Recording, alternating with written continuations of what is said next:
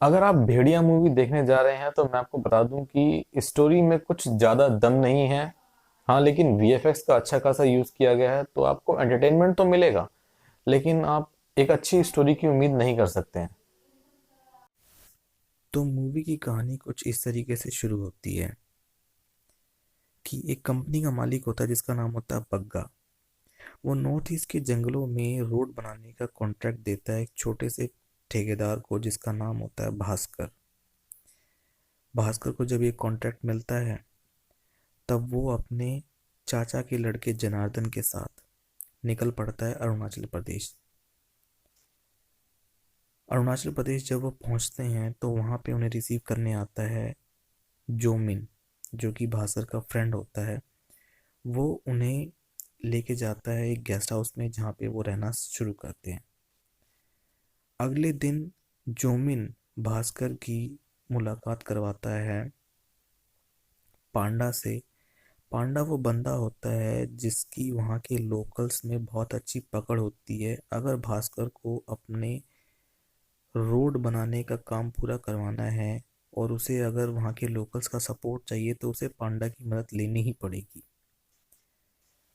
तो भास्कर, जनार्दन, जोमिन, पांडा ये सब मीटिंग फिक्स करते हैं वहाँ के सीनियर इंजीनियर और फॉरेस्ट ऑफिसर के साथ। तब भास्कर वहाँ पे अपना प्लान बताता है कि जंगल के बीचों बीच से रोड बनेगी। तब वहाँ का सीनियर इंजीनियर कहता है कि अगर जंगल के बीचों बीच से रोड बनेगी तो बहुत सारे पेड़ कटेंगे और बहुत सारे जानवरों का घर उजड़ जाएगा। ऐसा भी तो हो सकता है कि रोड जंगल के साइड से बने। तब भास्कर कहता है कि अगर रोड जंगल के बीचों बीच से बनेगी तो बहुत सारा पैसा बचेगा और वो पैसा हम लोग आपस में बांट सकते हैं। उसकी ये बात सुन के वो सब लोग मान जाते हैं और कहते हैं हम आपको पूरा सपोर्ट करेंगे। अब बात आती है वहाँ के लोकल ट्राइब्स को मनाने की। तो पांडा ये सारी जिम्मेदारी अपने ऊपर ले लेता है। अब वो लोग जब वहाँ से अपने गेस्ट हाउस की तरफ आ रहे होते हैं तब पांडा उन सब लोगों को बताता है कि क्या आप लोगों को पता है कि यहाँ पे जंगल के बीचों बीच कभी भी रोड क्यों नहीं बन पाई। वो सब लोग पांडा से पूछते हैं क्यों। तो पांडा कहता है क्योंकि यहाँ पे एक विषाणु है जिसे यहाँ के लोकल्स यापुम कहते हैं। वो एक इच्छाधारी भेड़िया है। वो यहाँ के जंगलों में रहता है। जब भी कोई यहाँ के जंगलों को काटने की कोशिश करता है तो वो इच्छाधारी भेड़िया उसे मार देता है। पांडा ये सब बता ही रहा होता है कि उसका घर आ जाता है और पांडा अपने घर चला जाता है। उसके बाद भास्कर और उसके दोस्त गेस्ट हाउस की तरफ चलते हैं। रास्ते में उनका एक्सीडेंट हो जाता है और वो रास्ते में ही फंस जाते हैं। तब भास्कर को इच्छाधारी भेड़िया दिखाई देता है जंगल में और वो इच्छाधारी भेड़िया से बचने के लिए भागता है जंगल में। और भागते भागते वो एक पेड़ पे चढ़ जाता है। वो इच्छाधारी भेड़िया उसे मारने की पूरी कोशिश करता है लेकिन वो उसे नहीं मार पाता है। लेकिन वो इच्छाधारी भेड़िया उसके बम पे काट लेता है और थोड़ी देर के बाद वो इच्छाधारी भेड़िया वहां से चला जाता है।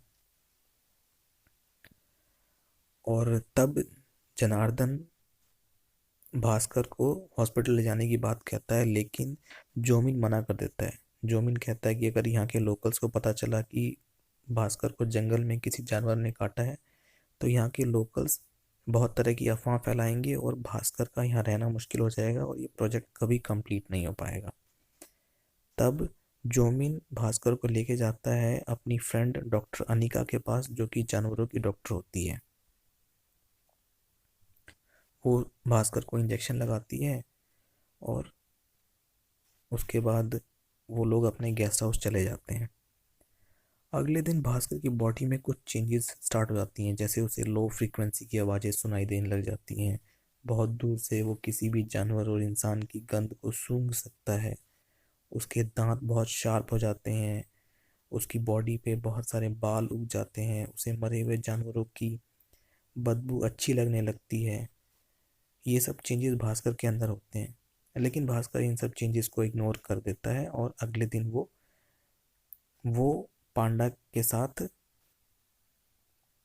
वहाँ के लोकल्स के साथ मीटिंग करने के लिए चल देता है। पांडा वहाँ के लोकल्स को बताता है कि यहाँ जंगल के बीचों बीच रोड बनेगी और आपकी कुछ ज़मीनें भी इसमें जा सकती हैं, कुछ पेड़ कटेंगे। ये बात सुनते ही वहाँ के लोकल्स गुस्से में आ जाते हैं और तलवारें निकाल लेते हैं और भास्कर और उसकी टीम को वहाँ से भगा देते हैं। तब भास्कर के दिमाग में एक प्लान आता है। भास्कर पांडा से कहता है कि आप मेरी यहाँ के लोकल यंगस्टर्स के साथ मीटिंग फिक्स करवाइए। तो पांडा वहाँ के लोकल यंगस्टर्स के साथ भास्कर की मीटिंग फिक्स करवाता है। भास्कर वहाँ के यंगस्टर्स को कहता है कि ये ओल्ड जनरेशन जो आपके माँ बाप हैं वो मेरी बात नहीं समझ पा रहे हैं, लेकिन अगर यहाँ रोड बनी तो यहाँ पे एयरपोर्ट बन सकता है, एमएनसीज बन सकती हैं, शॉपिंग मॉल बन सकते हैं, मतलब यहाँ का बहुत भला हो जाएगा अगर यहाँ रोड बनेगी तो।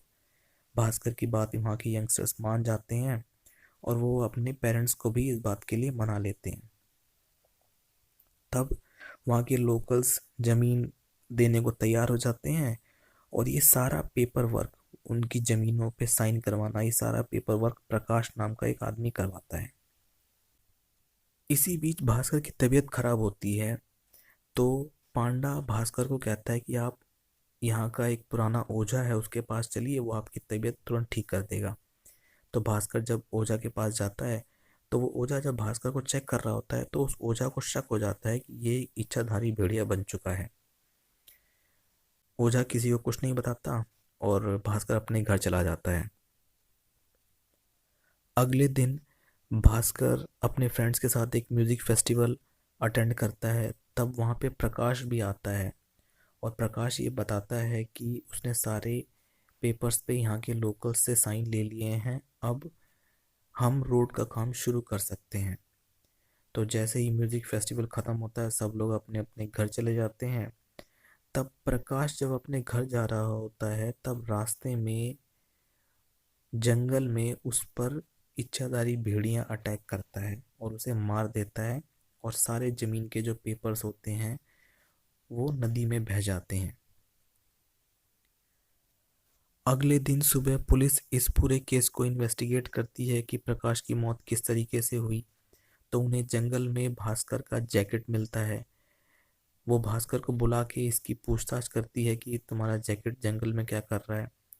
तभी पांडा वहां पे आकर पुलिस को बताता है कि उसने देखा है कि प्रकाश के ऊपर एक इच्छाधारी भेड़िया ने अटैक किया है। वहीं दूसरी तरफ फॉरेस्ट ऑफिसर हॉस्पिटल जाता है देखने के लिए कि प्रकाश की हालत कैसी है। तब वहाँ के डॉक्टर्स फॉरेस्ट ऑफिसर को बताते हैं कि प्रकाश के शरीर पे जो घाव थे वो बहुत जल्दी भर रहे हैं, इसका मतलब ये अब इन्फेक्टेड हो चुका है, ये अब कुछ ही दिनों में इच्छाधारी भेड़िया बन जाएगा और यहाँ के लोगों को मारने लगेगा। तब फॉरेस्ट ऑफिसर और वहाँ के डॉक्टर्स रातों रात चुपके से प्रकाश की बॉडी को लेकर जाते हैं और जंगल में जला देते हैं ताकि वो किसी दूसरे को इन्फेक्ट ना कर सके। वहीं दूसरी तरफ जो और जनार्दन को भास्कर पे शक होने लगता है। वो पांडा से पूछते हैं कि जो इच्छाधारी भेड़िया होता है वो अपना रूप कब बदलता है। तब पांडा उन्हें बताता है कि आसमान में जब पूरा चांद निकलता है तो उस चांद को देखकर ही वो इच्छाधारी भेड़िया अपना रूप बदलता है और इत्तेफाक से उस रात को आसमान में पूरा चांद भी निकला होता है। ये सुनते ही जोमिन और जेडी दोनों गेस्ट हाउस की तरफ भागते हैं ये देखने के लिए कि भास्कर ही इच्छाधारी भेड़िया है या नहीं। वो लोग रास्ते में होते हैं तभी इसी बीच भास्कर गेस्ट हाउस में धीरे धीरे भेड़िया में बदल रहा होता है। वो लोग जब गेस्ट हाउस पहुंचते हैं तो जैसे ही वो लोग खिड़की के पास आते हैं तब देखते हैं कि एक भेड़िया खिड़की को तोड़ता हुआ जंगल की तरफ भागता है। तब जनार्दन और जोमिन उस भेड़िए का पीछा करते हैं ये देखने के लिए कि कहीं यही तो भास्कर नहीं है। वो उस भेड़िए का पीछा कर ही रहे होते हैं कि रास्ते में उन्हें वो भेड़िया मिल जाता है और वो भेड़िया उन पे अटैक करने की कोशिश करता है, लेकिन वो लोग गाड़ी के अंदर होते हैं इसलिए वो बच जाते हैं। तब जनार्दन भास्कर को पहचान जाता है क्योंकि वो जो भेड़िया होता है उसने वही अंडरवियर पहनी होती है जो भास्कर ने पहनी होती है। अगले दिन भास्कर जंगल में बिना कपड़ों के मिलता है। जब वो घर वापस आता है तब वो सबको बताता है कि हाँ वो ही इच्छाधारी भेड़िया है, लेकिन वो भेड़िया क्यों बन जाता है उसे खुद नहीं पता, और भेड़िया बनने के बाद वो क्या क्या करता है वो नहीं जानता। ये सारी बातें घर के बाहर खड़ा पांडा सुन लेता है, और जब ये बात भास्कर को पता चलती है तो वो पांडा का पीछा करता है और उसे बताता है कि वो पांडा से कहता है कि प्लीज़ आप मेरी मदद करिए और मैं ठीक होना चाहता हूँ। तब पांडा कहता है कि सिर्फ ओझा ही इसका इलाज बता सकता है। मैं ओझा को ढूंढने जा रहा हूँ, लेकिन तब तक आप किसी पे अटैक मत करिएगा और शांत रहने की कोशिश करिएगा। तब भास्कर और उसके फ्रेंड्स ये प्लान बनाते हैं कि वो हर रात को भास्कर को एक पुरानी मिल में जंजीरों में बांध देंगे, ताकि अगर वो भेड़िया बन भी जाए तो किसी पे अटैक ना कर सके।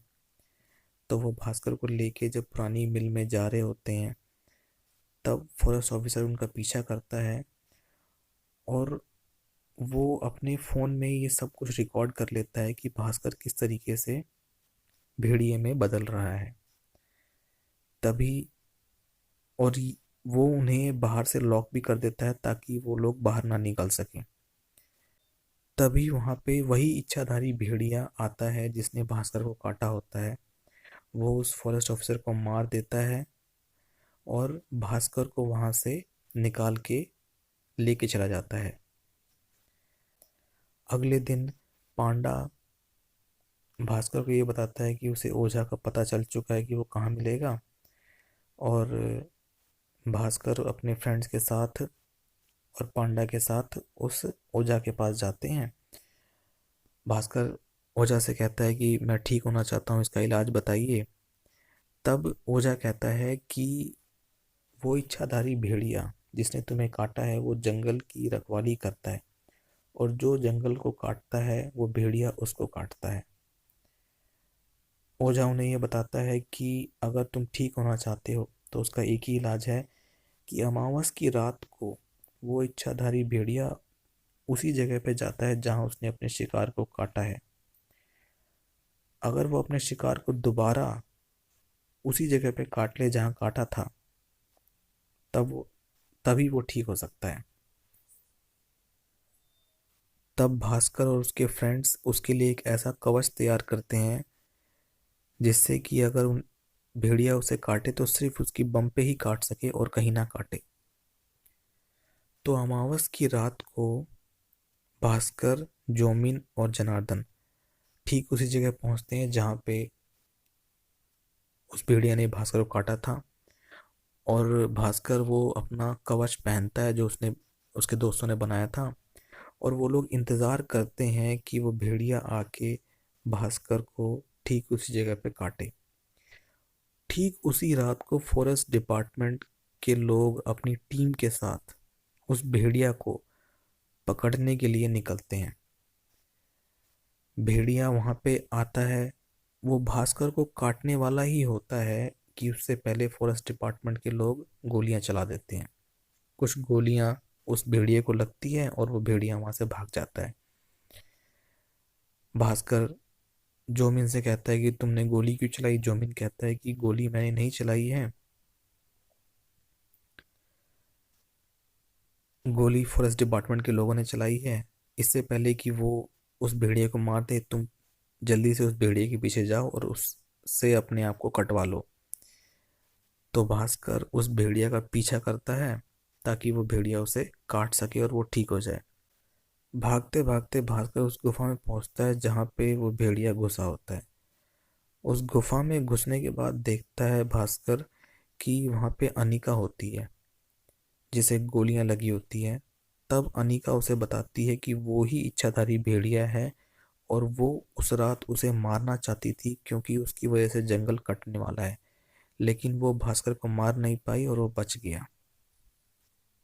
अनिका उसे ये भी बताती है कि वो 100 सालों से इस जंगलों की रक्षा कर रही है। ये सब बता के अनिका इच्छाधारी भेड़िया का रूप बना के वहां से चली जाती है, लेकिन फॉरेस्ट डिपार्टमेंट के लोग उसे, अनिका को बेहोश करके पकड़ लेते हैं और फॉरेस्ट डिपार्टमेंट के लोग उसे जिंदा जलाने की तैयारी करते हैं ताकि वो किसी और को ना काट सके। जब भास्कर को ये सब बातें पता चलती है तो भास्कर उसे बचाने के लिए भेड़िए का रूप लेता है और अनिका को बचाने के लिए चला जाता है। भास्कर अनिका को बचाने पहुंचता है, तब देखता है कि फॉरेस्ट डिपार्टमेंट के लोग उसकी तरफ बंदूक तान के खड़े रहते हैं। तब भास्कर इशारा करता है और सारे चमगादड़ जो होते हैं जंगल के, वो उन फॉरेस्ट डिपार्टमेंट के जो गनमैन्स होते हैं उन पे हमला कर देते हैं।